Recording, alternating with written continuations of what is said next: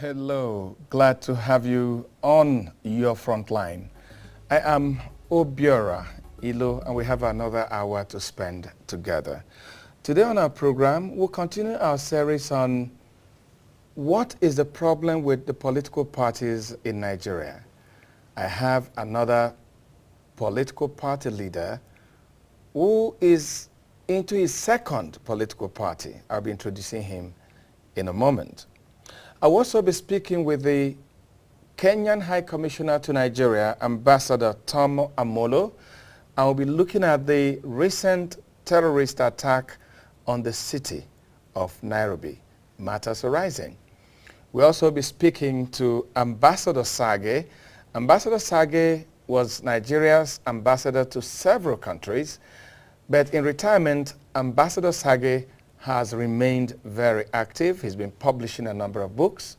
Today, he'll be joining me on the program to talk about the last 53 years and how well and how good Nigeria has done. And we'll also be speaking to some physically challenged Nigerians. How are we as Nigerians taking them into consideration in the public buildings we have, in our policies, in our programs, in our shopping malls, and what have you. They'll be my guests later on in the program. But right now I have the founder and national chairman of the United Progressive Party. He also used to be the founding chairman and leader of APGA, and he goes with the very traditional, big traditional title of Ojos in Igbo. For those that are not Igbos, that means the man who runs errands for the Igbos. My pleasure to welcome Chief Chekwas Okorie to Frontline. Thank you very much, Vin. Yeah, Chief Chekwas, last week we started a serial. We've been talking to founders of political parties, leaders of political parties, and it's going to run for a while. We want to know what is the problem with Nigerian political parties, why the infighting, why the disagreements, why the selfishness, why the self-centeredness that we see, across all political parties. But before we go deep into that, you founded APGA. Yes. And years after you were thrown out of APGA. Yes. You went to court for many years. Yes. And at the end of the day, you lost. Yes. And today you're the founder and the national chairman of the United Progressive Party. Yes. So you'll be talking from experience. Yes. And you'll be talking from hindsight. Yes. Removing your personal hurts and personal disagreements, what do you think is at the core of the problems we have with the political parties, the PDP, the APC, you name them? You have disagreements everywhere. Yes. Thank you very much. And thank you, viewers. The stability and the discipline within political parties and within our democracy and within our polity are anchored on three planks. Three planks. One, before a political party is registered, it has to have a constitution. And that constitution must be vetted by INEC, the legal department of INEC, to ensure that there is no provision of that constitution that runs contrary to the Electoral Act or the Constitution of the Federal Republic of Nigeria. So, having ensured that, that constitution becomes the grand norm, the rule binding every member of that political party. In other words, we have a law, we have a constitution of Nigeria that says that every eligible Nigerian is entitled to belong to a political party of his choice. But implicit in that provision is that once you have chosen a political party to belong to, you must abide by the rules of that political party. For as long as those rules are not in conflict with the Constitution of Nigeria and the Electoral Act, which of course INEC ought to have ensured before registering that party. That is plank number one. Plank number two is INEC itself. If you have registered a political party, based on certain rules,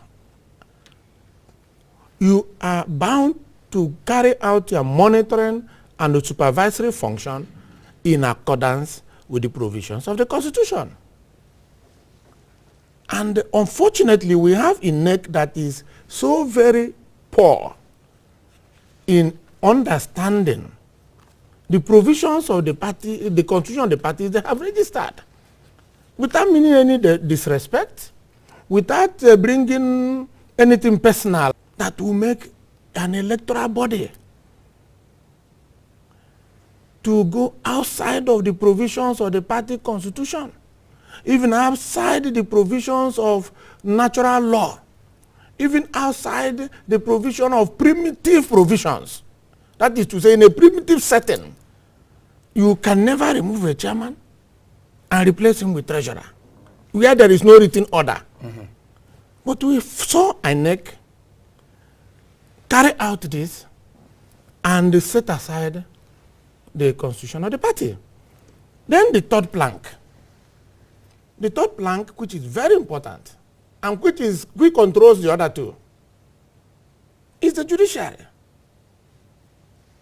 It is the judiciary that can even change a bad law. We have seen the Supreme Court stagger Nigeria's election, contrary to provisions of the Constitution. So the judiciary has a lot of power to change a law that is bad. We have even seen a federal high court, the court of first instance, alter provisions of the Electoral Act. And it has stood the test of time till now. So, but unfortunately, we have a judiciary that is, can no longer be called just to be charitable and maybe because this is being watched across the globes of this country and not to be too acerbic, but we have seen a judiciary that has not lived up to its billing as the last hope of the common man. We have seen a judiciary that can, whenever it wants to subvert justice, tend to go technical. Yet the court is supposed to be the court of law, the court of justice. So justice is sacrificed. Technicality is upheld when subversion of justice is attractive to the judicial officers. Thank God. Solomon has come to judgment. We have a woman, for the first time, heading the Nigerian judiciary. I mean, one tree cannot make a forest, but she's almost, I can say she's revolutionary. I wish she can stay beyond her statutory period to be in office because changes are occurring. So without these three planks, all of the confusions, all of the infighting, all of the activities that project the political parties and politicians as people that are incapable of discipline will continue to occur. Okay, last week we had Chief Okwesile Ezenwodu, who was Secretary, National Chairman of PDP at a certain point. And he hinged his argument on what he called lack of internal democracy in the political parties. Do you agree with him that this is also a reason for most of the problems in political parties? What he has said is not different from what I have said in simpler terms. You say internal party democracy, it has to be constitutional. It's so amorphous that somebody will ask you what is internal party democracy. If, for instance, you have a constitution that says, let me use his PDP for instance, that says that if a party secretary, national secretary, is found not to have been properly elected and has an issue with the law, and the court of law says he cannot function, and the constitution says in that circumstance his deputy immediately takes over in acting capacity until either another election is done to elect somebody properly, substantive, or the court is allowed to take a final decision. Now, if that is followed because it is already in the Constitution, there will be no big Karen. If you, a situation where some people call themselves new PDP, when there is nothing registered with INEC called new PDP, in other words, it is a non-existent party. But to people who have been vice president of Nigeria under the laws of this country, people who have been senators, all manner of things, even serving governors, set aside the constitution of their party, set aside the laws of the land, pronounce themselves not just a faction, but a new PDP, and even go to court to give ventilation to what is clearly an act of irresponsibility and brigandage. And then you say internal party democracy. No, but these people have raised issues of not being allowed to even, I mean, for elections, people are not, the processes for elections are not done well. It's not due process. They have also accused those in authority of imposing candidates, removing party officials and replacing them with other people. Is this not the constitution you're talking about of political parties? My brother, don't they make provision for democracy that things must be done democratically? Whenever the provision of the constitution of the party, the electoral act, or the constitution of Nigeria is infringed upon, your option is to go to the court of law, to go and seek for redress. You cannot take the law into your hand and want to rationalize a clear case of indiscipline and lawlessness. At the point of that imposition was at the point of election. And we allowed the result to be announced. It was not challenged. I tell you again, because I don't want to go into the ABGA matter that, so that I don't fall into this caution of being personal. But let me take another situation that is not even similar, but at least will help to make this point. INEC decided at a point that certain officers of PDP were not elected in accordance with the provisions of the PDP constitution. And INEC said, those ones cannot remain in our record until you have another convention to elect them properly or elect new officers properly. PDP ruling party with president and all considered to INEC directive and went for a mini convention, as they called it, and elected people. Some of them returned, some didn't return. And in the face of that, a gang still found fault. Instead of going to ventilate, they now they are heating up the system by having what you call new PDP. This is exactly what we experienced. But unfortunately, the same INEC that took that decision in favor of the rule of law has also decided to close its eyes to a worse situation in ABGA. In fact, the worst part of this, because I'm out of ABGA now, so I'm not talking about what happened to me. I'm talking about the situation where INEC went and monitored the convention and wrote a report that the convention had been properly held and elected an executive. And the same INEC is doing business with the one that is not elected. So, how do you? What you're saying is that the constitution must be respected. I know INEC must play its role and be seen to play its role with free and fair, without any favor. INEC is the regulatory authority. Do you know how a football referee can mess up a beautiful match? A beautiful match in which everybody is playing to the rule, the referee can throw every player into a boxer in the field of play and spectators into militants. A bad referee.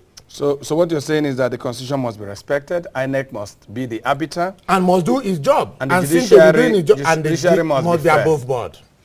Okay, Chief Chairperson, I must thank you for your time and for sparing time to be with us. You're watching Frontline. When we return, we'll be talking with the Kenyan High Commissioner in Nigeria about the fallout of the terrorist attack in Nairobi. Don't go away.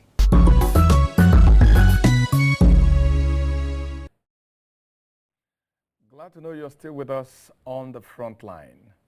Well, joining me now is Ambassador Tom Amolo. Ambassador Tom Amolo is the Kenyan High Commissioner to Nigeria. Mr. Ambassador, you're welcome to our program. Thank you very much for having me. Let me start by saying condolences on the terrorist incident in Nairobi recently. Thank you. And I want to start by asking, how are Kenyans now recovering from this nightmare? Thank you for your question. First of all, we are thankful to the Nigerian people who embraced us during our time of sorrow and grief. And the pain is still with us. Yesterday, in my High Commission, we embraced each other as Kenyans. We were drying our tears. We are still in great pain because these lives that were lost were people who could have done a lot for this country and for our continent and the world in general. So yes, we are still in mourning, we're in pain, but what it has done, it has brought us closer together. We are resolved, we are committed, we believe stronger than ever that we are indomitable. We will not be cowed, we will not be bowed by terrorism and by those who thought that by hitting at us in our capital that we would back off and go under the sheets. We are basically out again. We are talking to each other and we're embracing each other. We are in pain, but we're moving on. Okay, the president of Kenya says the crisis ended, people were apprehended, and investigations are ongoing. Can you tell us about the latest developments as it concerns this incident? Well, the latest developments confirm that the attack was well planned, meticulously planned. It seems, according to the information I have, that the terrorists took time to set up shop, so to speak, at the Westgate Mall. They took a shop, they rented it, and then they slowly brought equipment that were used to harm people. It also confirms that some of the people we thought were involved were not actually there at the time when the building was collapsing. But what we've also done is that we have requested international policing agents like Interpol and other intelligence agents to help us to go into their networks and to help us fish out those who could have been involved. So as we speak, the investigations are ongoing. At least the forensics which were taking place at the mall have been concluded. People are allowed to go and pick their vehicles and at least to pick whatever it is they may have dropped there. We still believe that there may be more that we have not accounted for. And but what we are dealing with now is basically a long-term strategy. What do we do after this? Because we're very sure that this was almost like a warning shot across the bow, that there may be other attempts, not now, but probably in the future. And we also confirmed that this problem is not going to be ours alone, because some of the things we have seen tell us that there are linkages with Boko Haram on this side, and the countries which are in Somalia may have a challenge also. So we are putting our heads together, sharing all the strands of intelligence that cannot and tell us what is going to happen next. So that's the situation as it stands now. Well, we've read in the papers of this Nigerian link where there's a lady, a widow, who was supposed to have lost the husband somewhere in London, relocated to East Africa, and we hear she may have visited Nigeria not too long ago. Can you confirm this linkage? I cannot confirm it, but I've also read the same articles in the papers. But it also tells us, you see, terrorism is, to use your own words, a global brand, and terrorism has become a franchise.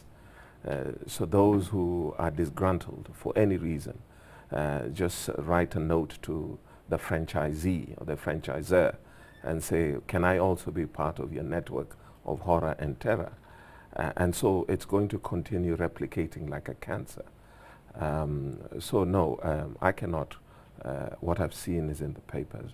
But I can tell you this, that what we're seeing in Nigeria, what we're seeing in Kenya, is not going to end, and they're linked. They're linked because terror preys on the conscience, preys on the fears of regular human beings who live their lives normally. And when they've started doing it in one place, they see success. And success for them can be anything as small as you don't go to a mall, or you decide not to go and shop on a certain day, or you decide to stay in your house for 3 days. That is success. Or it can be publicity.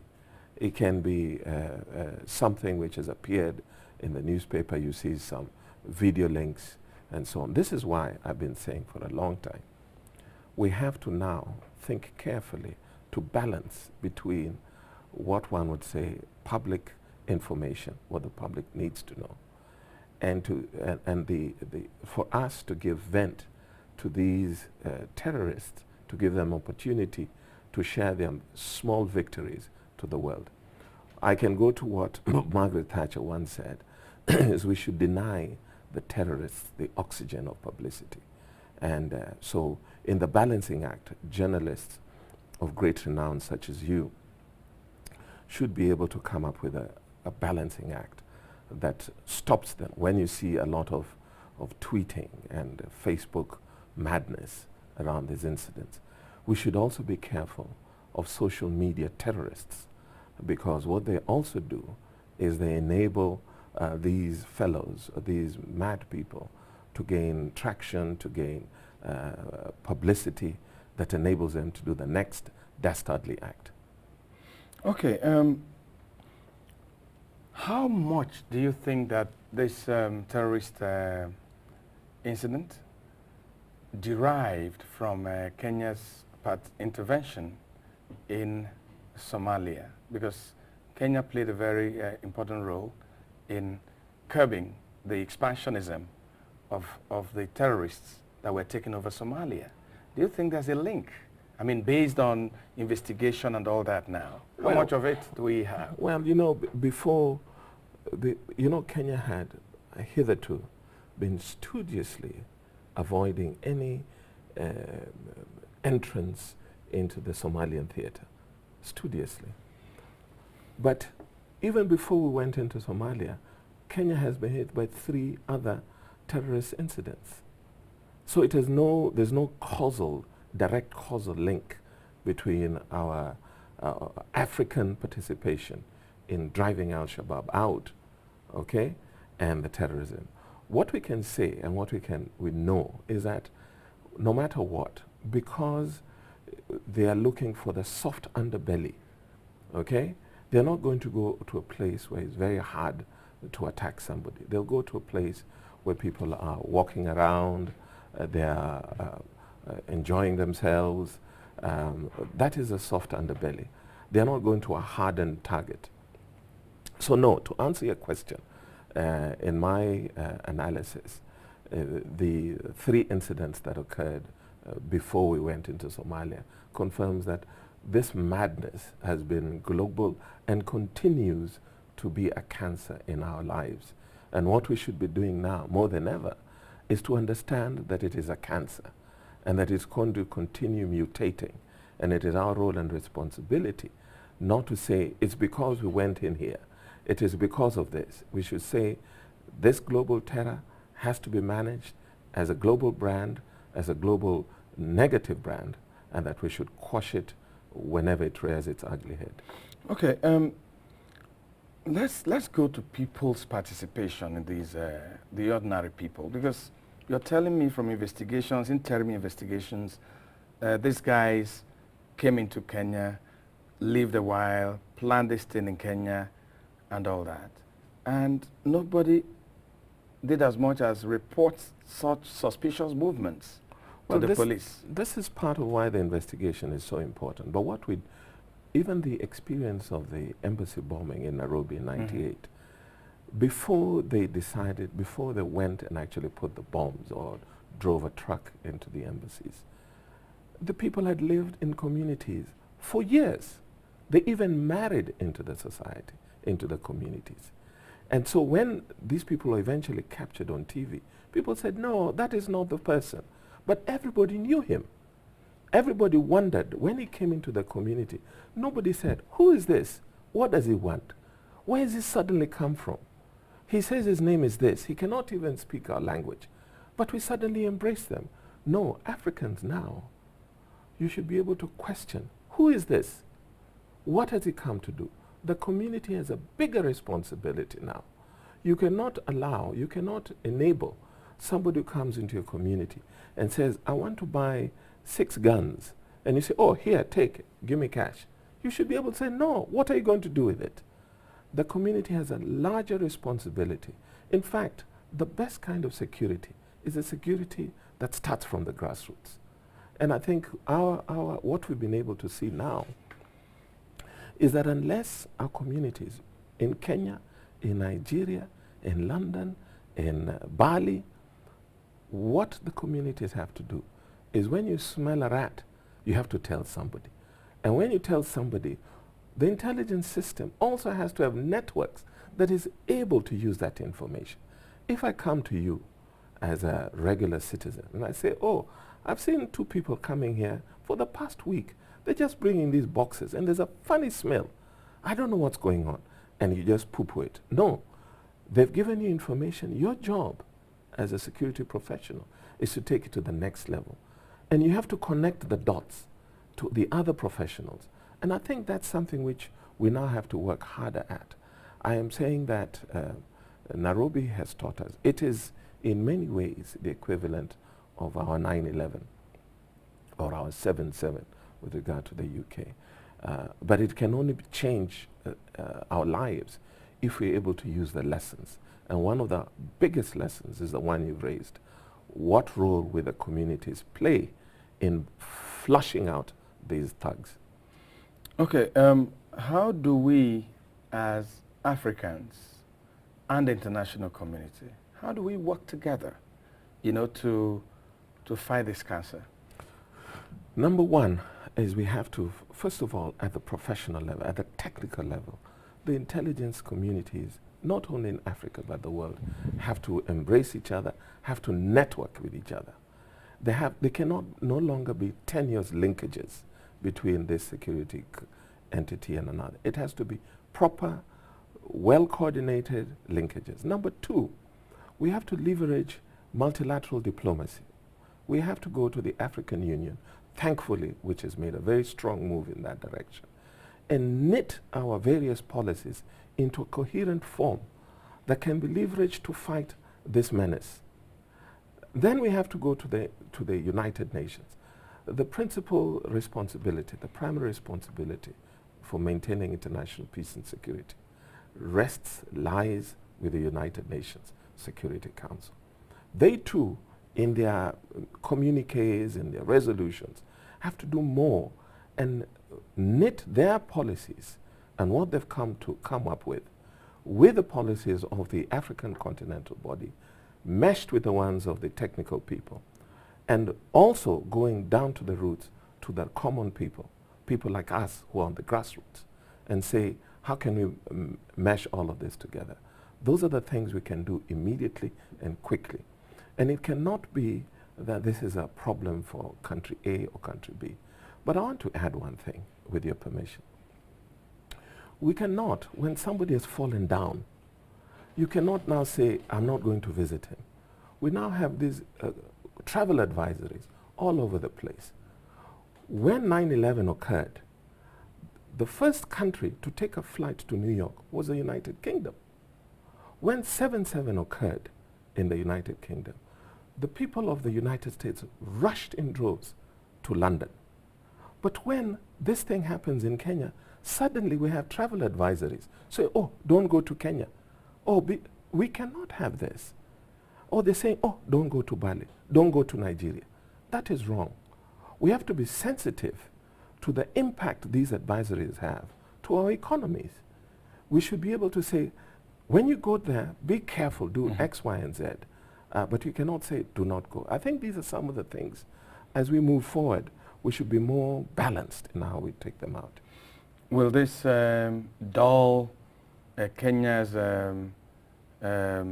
enthusiasm and readiness to partake in international peacekeeping, international interventions like the United Nations? Absolutely not, absolutely. We have, in our 50 years, this is our 50th anniversary of independence, as Nigeria goes to its 53rd. We have consistently been an actor in the international community. We will not back down from our responsibilities. We'll continue playing our part, and we hope in the months and years to come, again, we shall go into the United Nations Security Council as a non-permanent member, as Nigeria goes into the UN Security Council this term. No, we will not renege on our international responsibilities. Any message for Nigeria as we celebrate our 53rd? Absolutely. Be strong, be indomitable, embrace each other as brothers and sisters, and fight hard to eliminate terrorism and go for prosperity, and also visit Kenya. And now we invite you as our brother to come to Kenya. You cannot just talk about Kenya and you've never visited. We'll make sure you come to Kenya and visit us, and we want the Nigerian people to come in large numbers to visit Kenya and enjoy our flora and fauna. Mr. Ambassador, I'd like to thank you. Thank you very much, my brother. When we return, we'll be talking to another ambassador, but this time a Nigerian who has seen Nigeria from independence. Don't go away.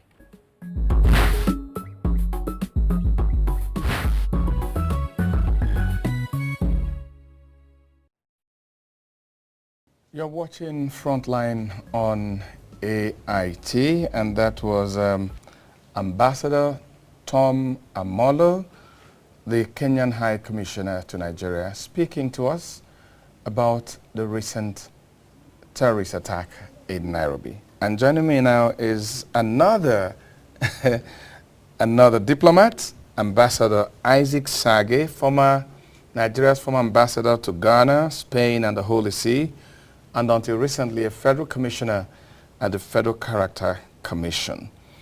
Ambassador Sage, you're welcome. Thank you.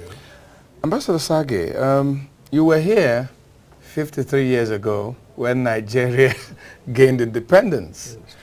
Share with me what it was like as a young man. How did you feel? Because in another few days, we'll be celebrating 53 years. Those were exciting days. We were all students at Ibadan University at the time, and for us it was the dawn of a new era. And we looked forward with every expectation that our nation would be a first-class nation in which everyone will realize its ambition for life, for good living, and a way also to be able to serve the country for what the country was doing for us at the time. Because, believe it or not, almost 93% of people at the university at that time were all on scholarship. You didn't have to go and beg, or if your father didn't have money, you didn't lack the opportunity to go to the university. The government made sure that if you were academically qualified, you got a scholarship. And some of us got not just 1, 2, 3 scholarships. You had to choose which one you wanted to utilize. So these were very heady times. And sadly, 53 years later, we look back with nostalgia, but again with much regret, that what we had hoped for has not materialized in the way we expected it to do so. Your Excellency, what went wrong? Now, I'll just read you a little piece by Leon Bennett, How Not to Build a Nation. I'll be very brief. Okay. Leon Bennett says, there is more to nation building than mechanical and infrastructural progress associated with the regime of the time. But he says, nation building is an amalgam of crucial decisions made at crucial forks on the road by turning left or right, by giving up something or taking something, and in giving up and taking in, the deciding and not deciding, the nation becomes. And the first decision requires a second and a third, and goes on until one day the people wake up and discover that they are mad and corrupt and divided, and that they have built war and hate and blood into their nation, and that nothing could ever come of that until the nation washes its hand of the blood it has shed in the process of mechanical development. What I'm trying to say is that our attitude to nation building has not taken in the moral coefficient that is necessary. You cannot just be talking of railways and roads and that kind of thing and neglect the moral content of the nation. Until we rectify that, we'll never get anywhere. And so on our 50th Jubilee, 3 years ago, as I reflected on the past, I wondered what might have been had we not taken the wrong turning on the road to progress. Yes, I remember that your collection of poems, The Sacred Flame, that there was one you called Celebrating Nigeria's Golden Jubilee. Yes. Is it possible for us to for us to hear you recite a little bit of it? Just a few lines. Yes. Okay. Now because we're in a celebration yeah. mood, so we need to look at the moral angle too. Yeah.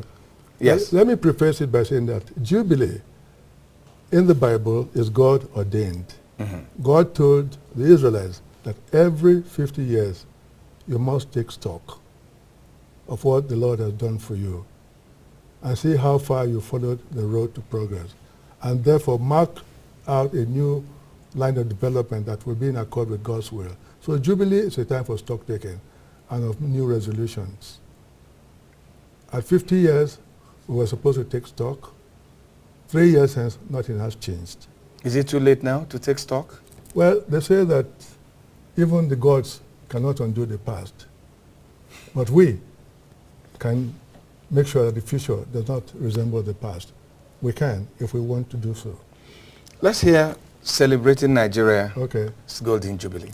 Celebrating our Golden Jubilee, Nigeria at 50. And the trumpet shall sound, heralding the year of Jubilee. And the people shall gather at the sound and pray for promised bondage release at Jubilee. Then, Lord, in mercy, from our nation remove the locusts and restore unto us what was stolen by their lust. For the healing and deliverance of our nation, O Lord, we pray, together as one nation. Of the things that you have provided as our portion, let us all justly share with equity in equal portion. Then, Lord, stretch forth thy mighty hand to save and bless our fatherland. I just recited one more of it. For the love to see as our own the needs of others, let us always see ourselves as born brothers. Help us, Lord, to serve and give, not counting the cost. And let abiding love, not greed, be our Pentecost. Then, Lord, in your mercy, our fatherland bless, and from your throne of mercy, bless us all. Ambassador, when you say locusts, what are you actually referring to? Human locusts. That will be eating into the nation? Those that have reaped where they have not sown, those that have taken more than their fair share of the nation's wealth, and those that in fact have constituted themselves into a cartel to undo this nation economically and financially. Those who have enriched themselves at the expense of the many millions who are impoverished beyond measure, whilst most have enriched themselves beyond the dreams of avarice. These are the two polarizing things in this country. Some are indigent, some are overrich, and there's no meeting ground. No meeting ground, no middle point. Okay, in one sentence, where should we go now? We should go the path of rectitude. Not a penny more, not a penny less. For each person, you should get your desert. What you reap, what you put in the country, is what you should expect to get back. If you don't put anything into the coffers of this country, you cannot expect to reap anything. If you reap where you have not sown, you are a thief. And we have many of them in this country. Thank you, Ambassador Isaac Sage. If you must reap, you must sow. If you reap where you don't sow, you are a thief. And that's an elder statesman there. Ambassador Sage, thanks for this short appearance on our program as a special treat for the Independence anniversary that's coming in a few days. Thank you. When we return, we'll be talking to the Association of Sign Language, and they'll be talking to us about what those of us that claim that we are whole are doing to those that are disadvantaged. Don't go away.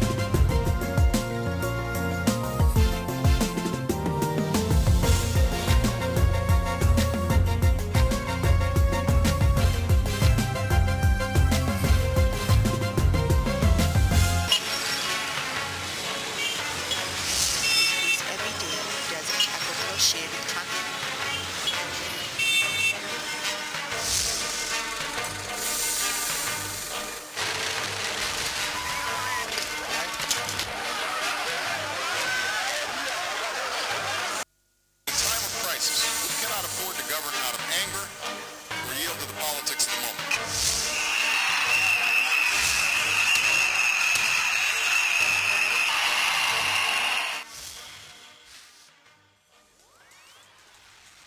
You're watching Frontline on AIT, and here in the studio I have the Association of Sign Language Interpreters of Nigeria, ASLIN, and I have Timothy Tinat. Timothy Tinat is the national president of that association. Timothy, you're welcome. Thank you so much, sir. I also have Alphonsus Ikweze. Alphonsus Ikweze is deaf, but he's also the public relations officer of the FCT chapter of the Association of Sign Language Interpreters. And today we are looking at exclusion and inclusion. Let me start with the president. Timothy, your association complained of the system, the Nigerian system, not taking cognizance of the disadvantage of those that are deaf in policy making, in programs and all that. What actually is the complaint of the association? Okay, thank you so much. The Association of Sign Language Interpreters of Nigeria is bridging the gap of communication between the deaf and the hearing public. And we are quite concerned because we've been working as volunteers for quite a long time without being paid. And that is not what is applied in other countries of the world now. Okay, before you go on, I'll just ask my producer to ensure that Victoria Olowo Sulu, who is interpreting my conversation, because Alphonsus Ikweze is deaf, even though he can speak, but not very well, but he can't hear, he has hard of hearing. So I will ask my producer to ensure that Victoria, who is showing us the signs, is captured so that those at home, those deaf and dumb people at home, can also follow this discussion. Yeah, Timothy, you were saying? Okay, because before I go on, I want to say that we don't call them deaf and dumb. We say deaf or hard of hearing. Oh, deaf or hard of hearing. Hard of hearing, okay. That's the correct word. Okay. So just like I was saying, in other advanced countries, interpreters are being employed by the government to serve in hospitals, public meetings, you know, and so many gatherings that will be of public interest for the purpose of inclusion and for the purpose of information. Where that is not done is a discrimination of their fundamental rights based on the provision of the Constitution. Okay, let me go to Alphonsus. Alphonsus, you're following our discussion. What you heard what Timothy has said. What do you think is the problem with government not considering the plight of the deaf and the hard of hearing in making policies? Thank you very much for your question. The fact is that Timothy, as the president of Interpreter Association, they are trying very much, and we deaf people appreciate it very well. But where government do not implement this is that if government should put into consideration like approving disability bill, it will encourage this association to help the people very well. You get me well? Mm-hmm. Government should make laws. Yes. What kind of laws specifically? Because we don't have too much time. Yeah, what kind of laws? Presently we have the disability bill. Okay. It came up during Obasanjo's time, but the president could not assent to it. Good luck, the president of Nigeria promised that also, but still we are yet to feel the impact of even the government because the disability bill is not passed into law. But if we want to provide interpreters in schools, maybe like on AIT, for instance, we are doing a program, we provide interpreters, or at the airports, at hospitals. We don't even have enough interpreters to do that. Alphonsus, how do we ensure that we have even enough interpreters, assuming government has money to provide them in these public places? Thank you very much. You are quitting, not far from fitting, to produce more interpreters. We can train them. We can train interpreters. Even those that are interesting can be improving if a tutor of sign language interpreter give them more training. It will be of great help. Okay, Timothy, do we have a school where people that have this challenge get the proper education? Like Victoria here. Did she go to a special school to be able to do what she's doing? That is another problem we're having in this country. We don't have an institution that provides such education. In advanced countries, sign language is an academic field of its own. You can study first degree, second degree in sign language interpreting. But in Nigeria, you have to go and study it as a special education course. And you do it just like a subject, or let's say a topic in special education. You don't go into the in-depth of it. But in advanced countries, you learn about the deaf culture, you learn about the deaf psychology, you know about the rudiments of sign language interpretation. And these are the things that this association wants to work on, to have an institution that can train interpreters, they can be certified and become professional, because it's a profession, and they can become professional in the field of sign language interpretation. Like Victoria here that is helping with this conversation, what kind of training did she get? Up to university level? Victoria went through special education as her first degree, and she was able to day by day meet with the community of the deaf, and that's the only way right now we can improve ourselves as sign language interpreters, not that we've learned it in school.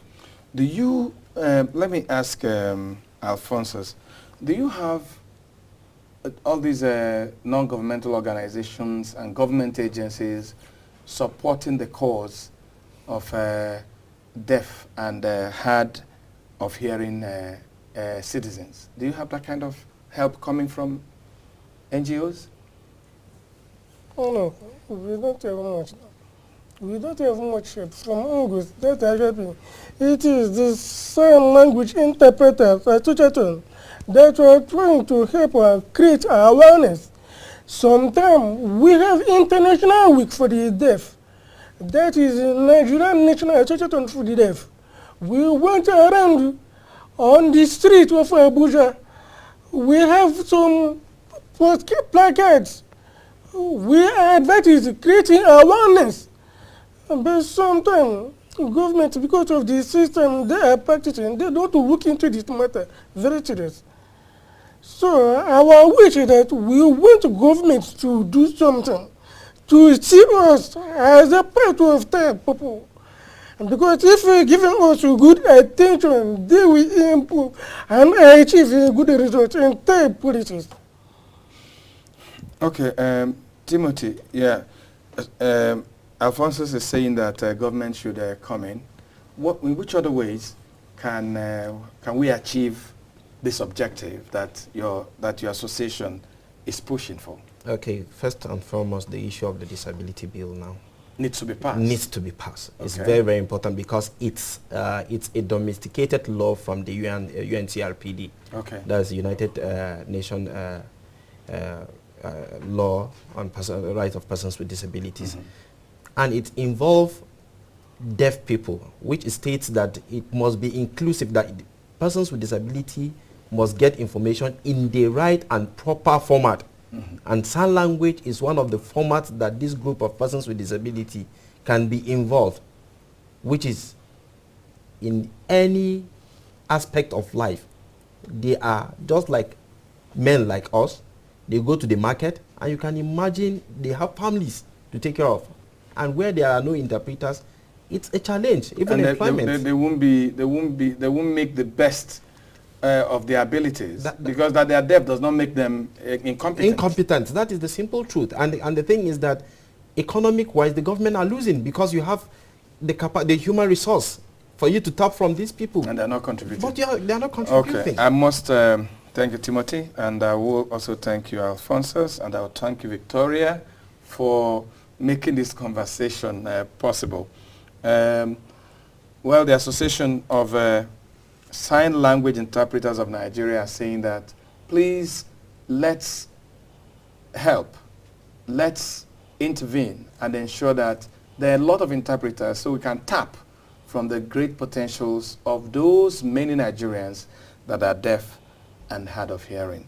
I must thank you, Timothy, for coming. Thank you very much. I must thank you, Alphonsus, for coming. And of course, Victoria, thanks for making it possible for us to have this conversation. Thank you, sir.